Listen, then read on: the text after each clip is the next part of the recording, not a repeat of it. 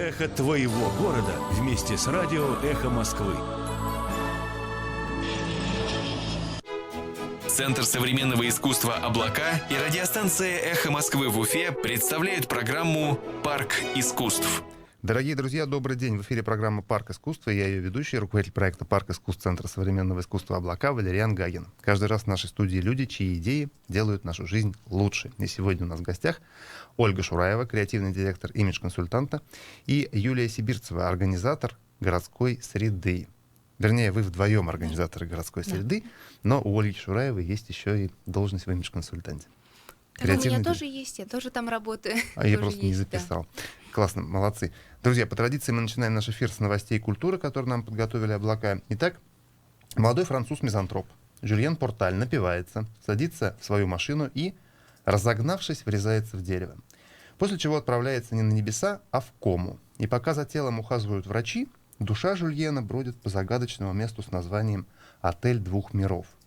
В этом временном пристанище достаточно и других зависших между мирами. Здесь все та же жизнь с выяснением отношений и чувствами. Разница лишь в том, что каждый из постояльцев в любой момент может исчезнуть. А вернется ли он в свое прежнее тело или все закончится действительно навсегда, зависит от того, как будет осмыслена жизнь в отеле. «Отель двух миров». Режиссер Мусалим Кульбаев. Молодежный театр имени Мустая Карима. Афиша на его сайте. Следующая новость. Да. С 16 апреля в Мемориальном доме музея Мажита Гафури, филиале Национального литературного музея Республики Башкортостан, начала работать выставка «Игровые пластилиновые модели Иванова Игоря». На выставке представлено более 1000 фигурок, выполненных по оригинальной технологии автора. Пластилиновая модель не ломается и не мнется, ее невозможно разорвать, но фигурка остается вполне пластичной и живой. Подробнее обо всем этом можно узнать на выставке. Зрители ждут диорамы «Бородинское сражение», «Ледовое побоище», персонажи известных сказок, принцессы, пираты, большие экспозиции и многое другое. Да, Юля. 24 апреля в 20:00 на сцене Music Hall 27 участники проекта «Песни» на ТНТ группа Made Kenzo устраивает трибьют на песни неповторимой Земфиры и приглашает всех поклонников ее творчества разделить удовольствие от ее песен. Да, в этом году лет 20, по-моему, исполняется первому треку Земфира, если я не ошибаюсь. Друзья, ну и как обычно, большая часть культурных знаковых событий нашего города не вошла в наш анонс, потому что иначе мы бы читали только их, всю передачу. Смотрите на afisha.ru и на сайте kultura.rb.ru. Итак, Ольга, Юля, вы завтра открываете городскую среду. Именно. Мне кажется, не совсем правильно говорить, что мы ее открываем, поскольку это довольно-таки продолжительный по времени проект. Завтра мы как раз подводим итоги и открываем ее для всех желающих, потому что большая часть работы, конечно, проводилась за закрытыми дверями, если можно так сказать. Ну давайте начнем с конца. Что люди увидят завтра? Завтра люди увидят в первую очередь выставку. Она продлится весь день с 11 до 9 вечера. Люди смогут прийти, увидеть работы, которые нам присылали в этом году, услышать вечером с 6 часов объявление победителей. Они все получат свои дипломы и, в принципе, признание определенное. Также у нас будет с 11 до часу идти мастер-классы, где наши спикеры будут рассказывать о социальной рекламе, проектах, которые можно проводить и так далее. После, сразу же в том же зале, у нас будет проходить киномарафон, где у нас будут классные ролики социальные от городской среды. Подготовили фильм, лучшие ролики, которые нам прислали за прошедшие годы. Также там будет Лайм-акселератор. Это фестиваль, который проводит Высшая школа экономики в Москве. И последние наши участники — это Epica Awards, это французский фестиваль рекламы в целом, и будем показывать ролики, которые присылают им социальные. Друзья, ну скажите, городская среда — это фестиваль социальной рекламы. Да. Насколько сейчас, по сравнению, например, с 5-летней давностью, увеличился объем этой рекламы? Вы знаете, поскольку фестиваль социальной рекламы «Городская среда» является старейшим, то у нас такие знания собраны за последние даже не 5, а 15 лет, Ух ты. потому что в следующем году нам уже будет 15. И в Уфе, как и в России, мы по-своему были родоначальниками этого направления. И могу сказать, хоть я и не застала этот процесс становления в качестве работника и причастного к городской среде, но слышала о ней и тогда, все-таки это было более элитарное направление, о нем знали, естественно, дизайнеры, о нем знали работники, в принципе, рекламной сферы, а общество как таковую социальную рекламу, может быть, и видело, но не было культуры. Культура потребления? Культуры потребления социальной рекламы Или и запроса не было вообще? заинтересованности в социальной рекламе как таковой. То есть сейчас можно сказать, что у нас уже совсем другие участники. Это не просто люди, работающие в сфере рекламной и желающие проявить себя не только там на поприще коммерческой, но и затронуть более серьезную, сложную, надо сказать, к исполнению рекламу. Но здесь заинтересованными становятся и обычные жители, которым, в принципе, тоже есть что сказать. И их работа зачастую бывает гораздо интереснее, поскольку они уже не руководствуются какими-то шаблонами рекламного мира, да, не имея специального образования, чего и подобного, они высказываются совсем иначе. И это Скажите, здорово. а какие проблемы в основном волнуют людей, которые присылают вам работу? О чем эти социальные работы? С самого начала, я думаю, прислали очень многие работы против алкоголизма, все дела. Вот эти вот работы каждый год, в принципе, много получается. Каждый год, да, повторяются. То есть алкоголизм прям очень сильно волнует общество. Алкоголизм, курение, вредные вещества — это то, что на поверхности, и то, что люди привыкли слышать и из других источников. Слушайте, вот есть старая байка, говорят о том, что самый воинствующий некурильщик, человек, который борется с курением или там, с алкоголем, это тот, кто совсем недавно бросил.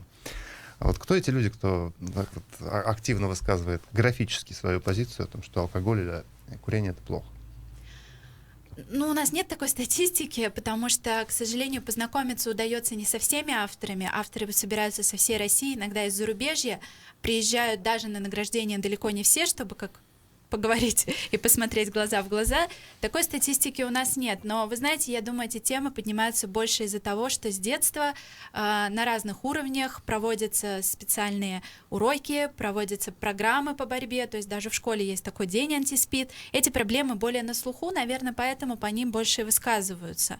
И наш фестиваль интересен тем, как раз, что мы третья ищем... тема, да, прозвучала, СПИД. Да. Ну, она обычно идет в ракурсе рассмотрения даже борьбы с веществами, поскольку зачастую это является причиной возникновения такого заболевания.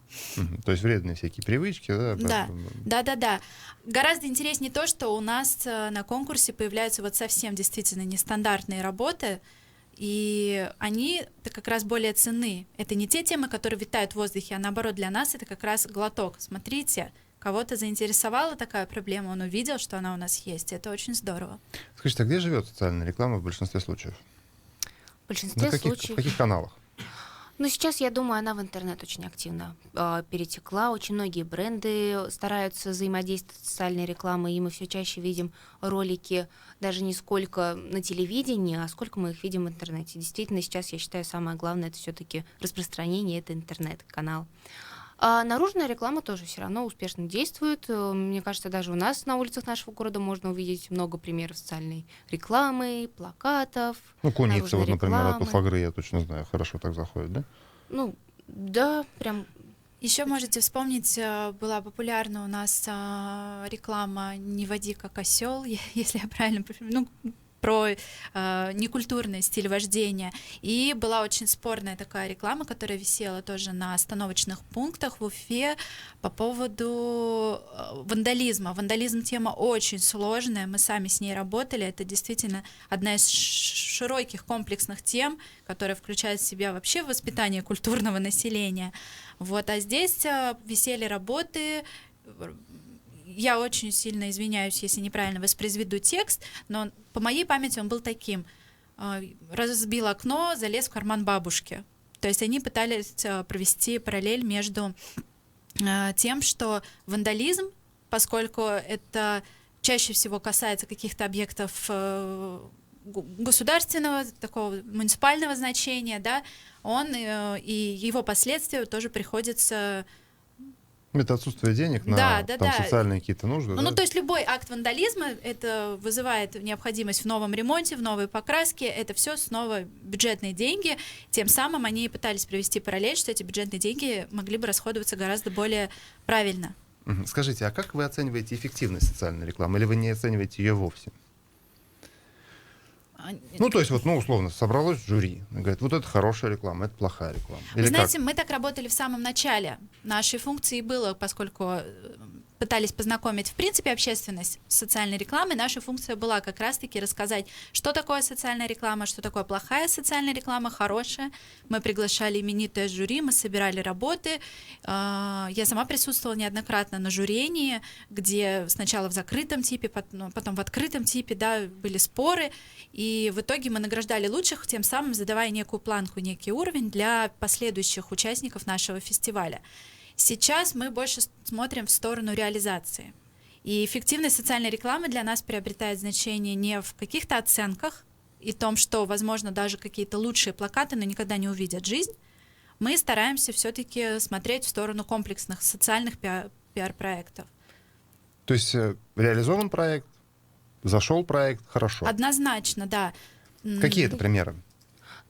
Ну вот я вот хотела вот добавить насчет того, как отслеживать эффективность. По сути дела, отслеживать эффективность социальной рекламы это несколько невозможно даже в какой-то мере, потому что это настолько такая тема, то есть реклама обычная, как продажи увеличились, постепенный рост, узнаваемость бренда увеличилась.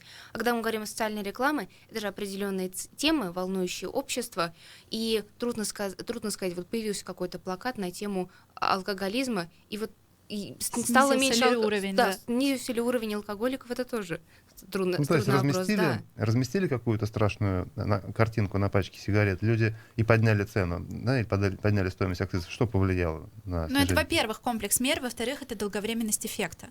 Потому что мы говорим с вами, как я уже сказала, о культурной составляющей, о том, что мы воспитываем поколение с новыми знаниями, почему мы стараемся очень активно привлекать к участию в конкурсе не просто молодежь, а даже там детей, школьников, они все могут участвовать, потому что за ними будущее, и иногда можно признать, что бороться тяжелее, а вот воспитать новое поколение с правильными ценностями — это хороший путь. Но увидим мы этот эффект, конечно, по истечении какого-то времени. Хорошо, мы вот чуть попозже перейдем к обсуждению вопроса, который задала Гузель. Это вопрос о том, что фестиваль «Городская среда», по сути, ну, какая-то там имитация деятельности, да, и ничего там не происходит, просто в стол все материалы делаете. Я озвучу вопрос, на самом деле, комментарий. Гузель, она возглавляет сообщество, союз людей с ограниченными возможностями, людей с собаками-поводырями. Кстати, 27 апреля будет праздник, будет день большой собак-поводырей. Он будет проходить в лайфстайл-центр Башкирии на этой площадке. И она спрашивала о том, каким образом мотивировать дизайнеров на то, чтобы они начали создавать объекты графические, потому что есть проблема с созданием макетов, о проблеме собак-поводырей, о проблеме того, что людей с собаками не запускают, не пускают в магазины, там, в какие-то общественные учреждения. Ну, вот к этому вернемся мы. Вопрос о том, как мотивировать дизайнеров.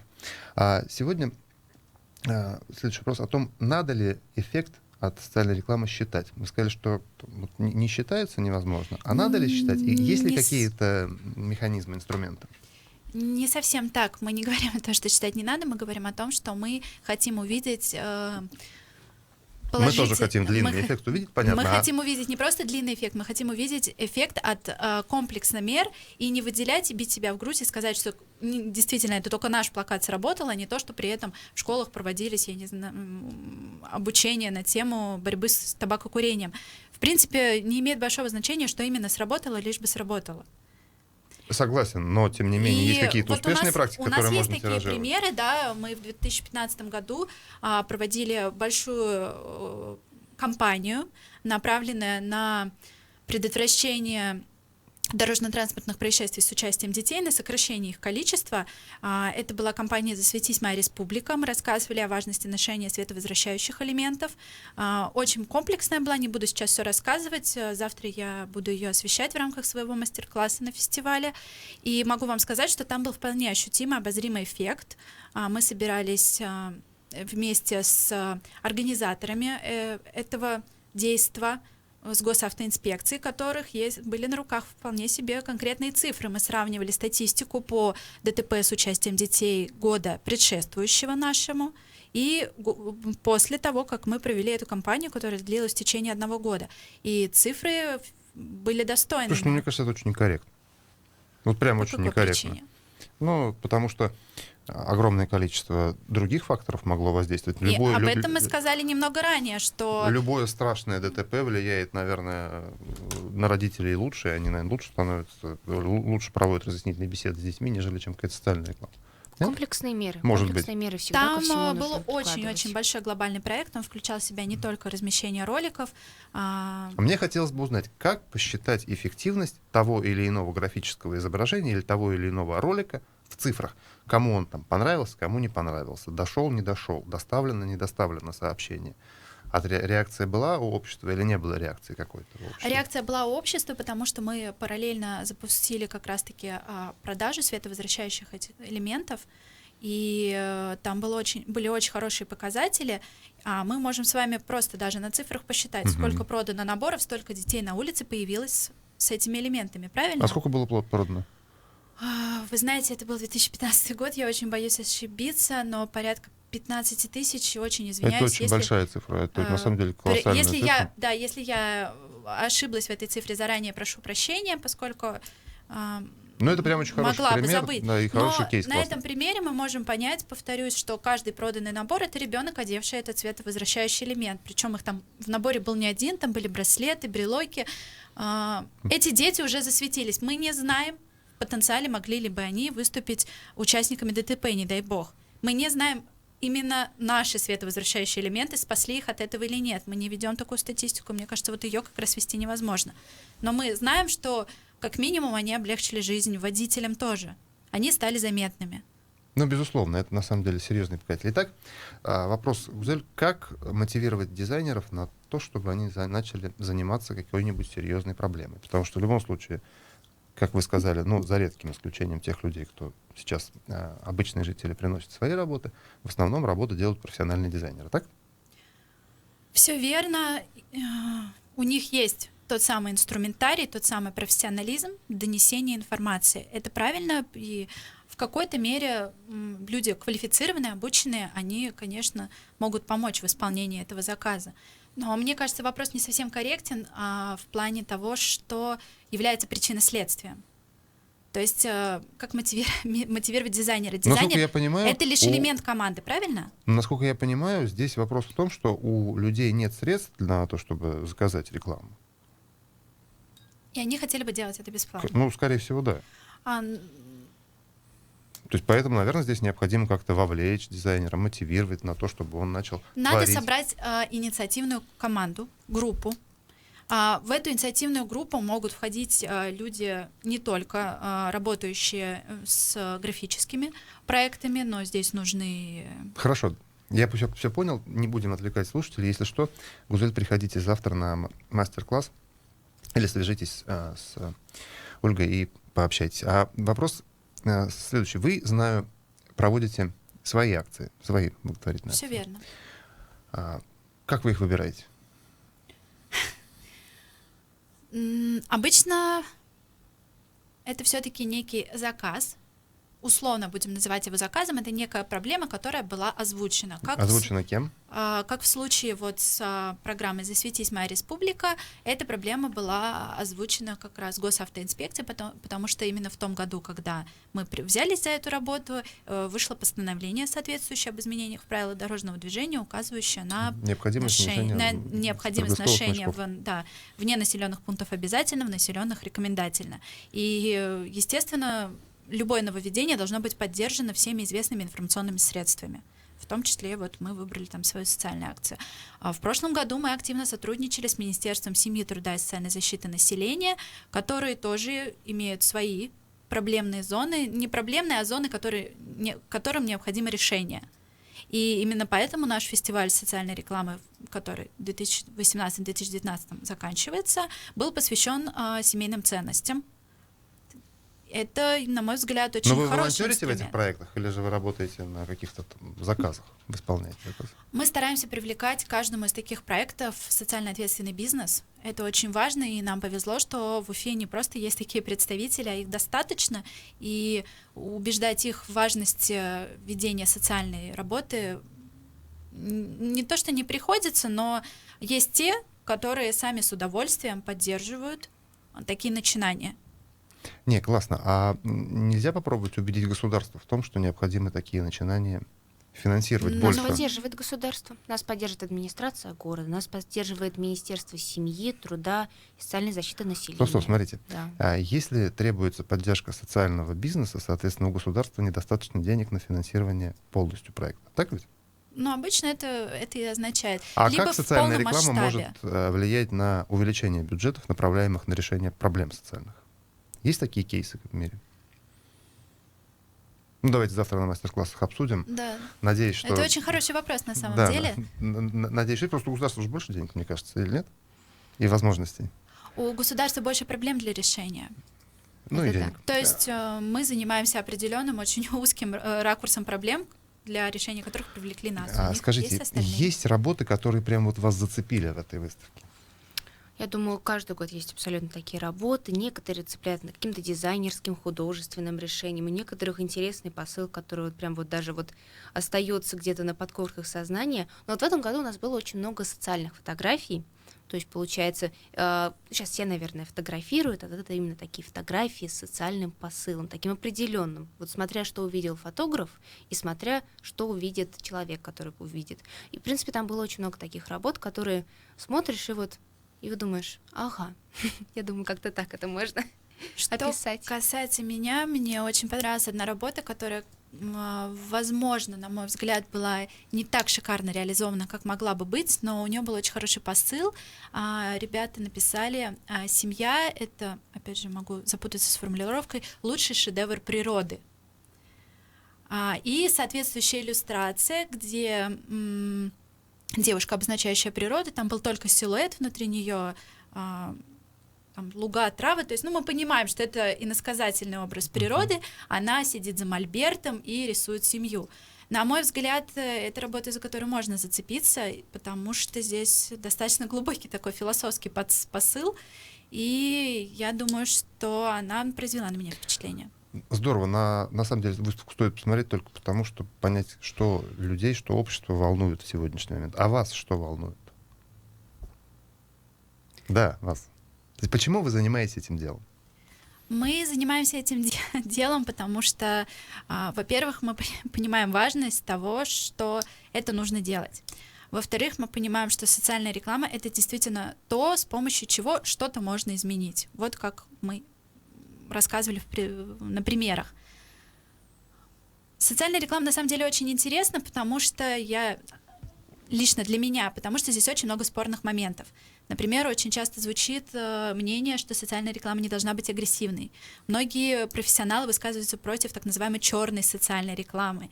И здесь можно бесконечно спорить на эту тему, что будет иметь эффект, что не будет, шок-реклама. Даже скажу вам честно, подготавливаясь к завтрашней выставке, у нас были споры по поводу того, размещать какие-то работы или нет. Потому что для кого-то они были чрезмерными, в том числе даже, возможно, неэтичными. Там есть одна работа, по поводу которой мы очень сильно спорили. Но мы осознанно оставляем все эти работы, поскольку мне кажется, что она найдет своего слушателя. Любая зрителя, слушателя она найдет, потому что нет прямых путей донесения информации. До сердца каждого человека нужно достучаться своим путем. И в этом смысле даже работы за гранью, они будут иметь эффект, я очень сильно в это верю. Друзья, завтра вам стоит прийти на площадку «Арт-Квадрат» и посмотреть самостоятельно, своими глазами эти работы. Наш радийный эфир подходит к концу, и действительно, я абсолютно согласен, если сейчас мы будем строить нормальное общество, завтра в нем будет жить комфортно, безопасно, спокойно и интересно. Оставайтесь с нами в социальных сетях. Всего доброго, до новых встреч. Никакого секрета.